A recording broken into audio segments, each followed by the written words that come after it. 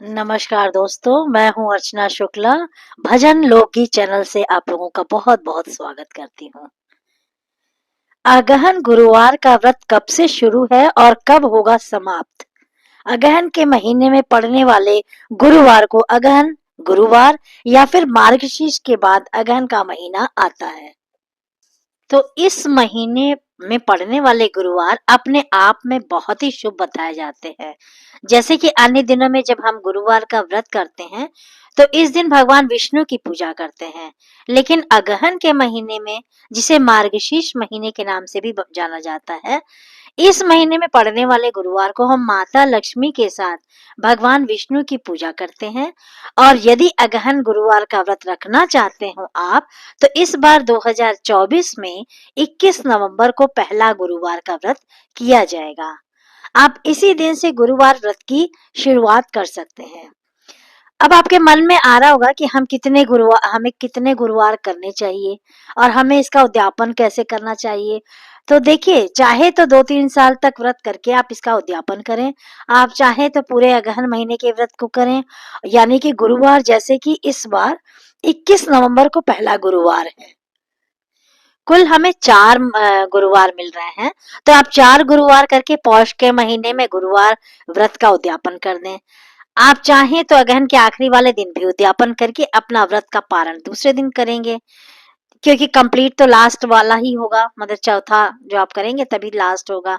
तो उद्यापन तो हम अपने शुभता के लिए कर रहे हैं। इस तरह से भी करके गुरुवार का व्रत किया जा सकता है। कोई भी व्रत को उठा सकता है, इस व्रत को कोई भी उठा सकता है।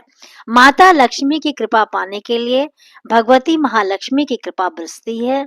यदि हम पूर्ण श्रद्धा भाव से अगहन महीने के गुरुवार का व्रत करते हैं और उनके नियम का पालन करते हैं, जैसे कि अन्य गुरुवार पर हम केले के वृक्ष पूजा करते हैं या फिर केले का फल का त्याग करते हैं, तो इसमें आप सिर्फ माता लक्ष्मी और भगवान विष्णु की पूजा करें। बेल वृक्ष की पूजा करने का भी बहुत बड़ा महत्व है। आप बेल पत्र माता लक्ष्मी को अर्पित करें और इस दिन आप केले खा सकते हैं, क्योंकि बहुत सारी बहनों का प्रश्न रहता है कि हम गुरुवार पर केला खाएं, तो अन्य गुरुवार पर तो हम नहीं खाते हैं, तो क्या करना चाहिए? तो गुरुवार में आप केला खा सकते हैं, ठीक है। ये मार्गशीर्ष महीने के जो गुरुवार होते हैं उसमें आप केले खा सकते हैं। तो माता लक्ष्मी की पूजा का नियम यह है कि सुबह सवेरे स्नान करके ब्रह्म मुहूर्त में एक चौकी पर लाल या पीले रंग का कपड़ा बिछाएं। माता लक्ष्मी भगवान विष्णु की संयुक्त प्रतिमा रखकर एक कलश लगाएं, जिसमें श्री कलश आवश्यक है। अगर हम आपको बताते हैं कि आप दीपदान कलश भी लगा लीजिए, कोई भी लगा लीजिए, लेकिन इस किसी और व्रत में, लेकिन इसमें तो श्री कलश ही लगाकर माता लक्ष्मी की विधि विधान से पूजा की जाती है। और माता लक्ष्मी को अलग अलग प्रकार के भोग भी आप लगा सकते हैं। अपनी रसोई में बनाकर खीर बनाएं, हलवा पूरी बनाएं, आप उनको भोग लगाएं। और फिर दूसरे दिन आप तो व्रत रखेंगे, तो आप ये प्रसाद नहीं खा सकते हैं। आप, बहुत क्लियर बात है कि आप इस प्रसाद को ना खाएं। आप परिवार के लोगों को दे सकते हैं, वितरित कर सकते हैं। आप स्वयं नहीं खाएंगे, क्योंकि आप तो फलाहार खाएंगे। इसीलिए इस दिन फलाहार की चीजें आप खाएं, कोई भी चीज, साबूदाने की खिचड़ी, सिंगाड़े के आटे की चीजें, कुट्टू की आटे की, शकरकंदी, मौसमी फल, इन चीजों का आप सेवन करके गुरुवार का व्रत कर सकते हैं। गुरुवार में जो साधारण गुरुवार होता है, उसमें हम शाम को बेसन या फिर आटे में हल्दी डाल के रोटी या पूरी बनाते हैं। ऐसा इसमें नहीं करना है, ठीक है। तो इस तरह से करें। यदि आपका स्वास्थ्य अच्छा नहीं है तो आपको दवाइयां खानी है, तो वैसे आप दवाई खा सकते हैं फलाहार के साथ भी, लेकिन अनाज नहीं खाना है। कोई विषम स्थिति हो, आप नहीं रख पा रहे हो, आपका स्वास्थ्य अलाउ नहीं करता है, आपसे बिल्कुल नहीं रहा जाता, तो फिर आप खाएं। उसमें तो एक बात ये है कि आप अपने स्वास्थ्य को देखकर ही कुछ भी कार्य करें। भगवान ऐसा नहीं कहते कि आप अपने स्वास्थ्य को मतलब अवॉइड करें। तो इसलिए आपको जैसे हो सकता है उतना ही करिए। अच्छा, दूसरा प्रश्न है कि गुरुवार से हम ना पाए तो दूसरे दिन मतलब पहले दिन हम गुरुवार को ना उठा पाए व्रत, तो क्या दूसरे व्रत से शुरुआत कर सकते हैं? नहीं, तो बिल्कुल आप कर सकते हैं, बिल्कुल कर सकते हैं गुरुवार को आप। 28 नवंबर को जो दूसरा गुरुवार मिल रहा है, 21 नवंबर को पहला, 28 नवंबर को दूसरा, तो आप दूसरे गुरुवार से भी ये व्रत उठा सकते हैं मार्गशीर्ष महीने में, यानी अगहन के दूसरे गुरुवार से भी आप व्रत की शुरुआत कर सकते हैं। लेकिन ज्यादा गुरुवार आप शुरू पहले से ही करें, ज्यादा अच्छा वही रहेगा। पूजा अर्चना मंत्रों के का जाप आदि करने का पुण्य फल आपको मिलेगा। देखिए, गुरुवार की व्रत की कथा है, इसमें माता लक्ष्मी की कथा है, जो कि मैंने आपको पहले ही बताया, वैभव लक्ष्मी वाली नहीं है, ये थोड़ी अलग है। और आप इसको कहीं और देख सकते हैं, मैंने तो नहीं दिया है, कहेंगे तो मैं ये भी डाल दूंगी। और दोस्तों, गुरुवार व्रत की कथा के अलावा आप कनक धारा स्त्रोत का पाठ कर सकते हैं। माता महालक्ष्मी को प्रसन्न करने के लिए बहुत ही शुभ दिन होता है। यदि आप भी चाहते हैं कि आपके घर में माता लक्ष्मी की कृपा बनी रहे, तो आप कनक धारा स्त्रोत का पाठ अवश्य करें। माता लक्ष्मी के मंत्रों का जाप करें। बीज मंत्र, जो कि कमल गट्टे पर हमें माता लक्ष्मी के मंत्रों का जाप करते हैं, जो 108 बरी कमल गट्टे की माला पर ओम शं ह्रीं श्री कमले कमलाय प्रसीदा प्रसीदा श्री ह्रीं सिंह महालक्ष्मी नमो नमः, इस तरह से आप जप कर सकते हैं। ठीक है। दो मंत्र हम दोबारा बोल देते हैं। ओम श्रीं ह्रीं श्री कमले कमलाय प्रसीदा प्रसीदा श्री ह्रीं महालक्ष्मी नमो नमः। ठीक है। कमल गट्टे की माला नहीं है, स्फटिक की माला से करिए। स्फटिक की माला नहीं है, हल्दी की गांठ से कर लीजिए।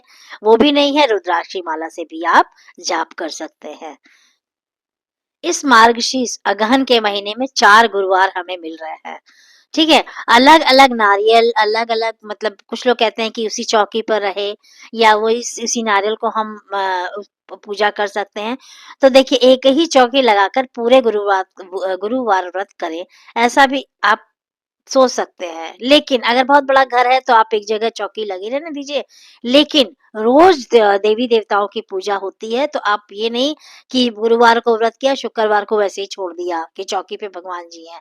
नहीं, आपको दोनों समय जैसे आप करते हो दीपदान, वैसे आप कर तो करो और पूजा करते रहो, कोई बात नहीं। और अगर छोटा घर है तो आप चौकी उठा सकते हैं। ठीक है, हटा लें और रख लें, कलश के नारियल को हटा लें, सब सिक्के सुपारी सब चीजों को हटा लें, और अगली बार फिर इसका इस्तेमाल कर सकते हैं। यदि कोई बीच में आपको पीरियड हो गए, उस दौरान व्रत ना छोड़े। क्या बहनों का सवाल है कि बाई चांस कभी पीरियड वगैरह आ गया तो आप व्रत ना छोड़ें। आप पूजा पाठ नहीं कर सकते, कथा सुन सकते हैं, और व्रत भी आपको रखना ही पड़ेगा। ठीक है। अगर पहले गुरुवार को ही हो गया तो आप उस गुरुवार को छोड़ दीजिए, नेक्स्ट गुरुवार से आप ये व्रत उठा सकते हैं। इस गुरुवार के उद्यापन में माता लक्ष्मी से संबंधित चीजें, जैसे माता को चढ़ाते जो भी हैं, हम महिलाओं को बुलाकर भोजन कराते हैं, श्रृंगार की सामग्री आदि दान करके, माता लक्ष्मी के मंत्रों से हवन करके हम व्रत का उद्यापन करते हैं। सवाया की संख्या में हम चीजें दान करते हैं, और यह चीजें माता महालक्ष्मी के मंदिर, महालक्ष्मी के मंदिर या विष्णु नारायण मंदिर में, लक्ष्मी नारायण मंदिर में हम दान कर सकते हैं। आपका बजट जितना अलाउ करता है आप उतना कर सकते हैं। अगर आपको 7, 5, 11 महिलाएं नहीं मिल रही हैं, तो आप जोड़े से भी पति पत्नी को बुला सकते हैं। घर में दंपति को बुलाकर भोजन करा सकते हैं, उसका पुण्य फल भी आपको बहुत अधिक मिलता है।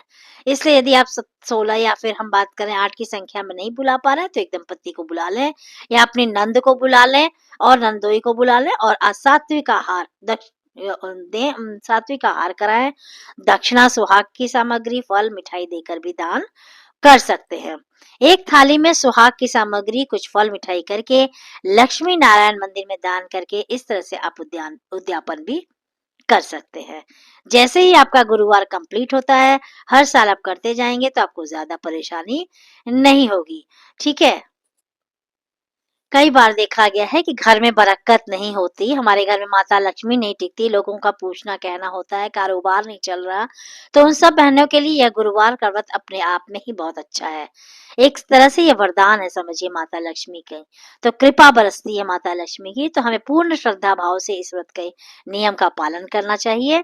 और जो पहला गुरुवार पड़ रहा है, उस पुष्य नक्षत्र भी मिल रहा है, इसलिए 21 नवंबर वाले गुरुवार को आप में बहुत ही शुभ माना गया है, आप कर सकते हैं व्रत। शुरुआत कर लीजिए, 21 नवंबर से अगहन मास का पहला गुरुवार पड़ रहा है, आप इसे करें और माता लक्ष्मी की कृपा प्राप्त करें। और आज की जानकारी आपको कैसी लगी? अगर थोड़ी सी भी अच्छी लगी हो तो प्लीज कमेंट बॉक्स में जरूर लिखें। हर हर महादेव।